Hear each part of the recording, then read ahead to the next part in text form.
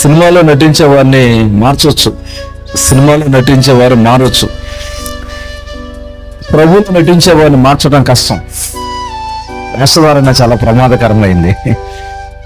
చాలా మంది క్రైస్తవులుగా నటిస్తూ ఉంటారు, మనకు తెలియకుండా మనమే నటిస్తూ ఉంటాం. మనకు తెలియకుండా మనకు తెలియదు మనం నటిస్తున్నామని మనకు తెలియదు. అంటే ఏంటంటే దేవుని దృష్టిలో ఎలా ఉండాలి అని దాన్ని పక్కన పెట్టి మనుషుల దృష్టిలో ఎలా ఉండాలి అని ఆలోచన చేస్తాం. అదే నటన.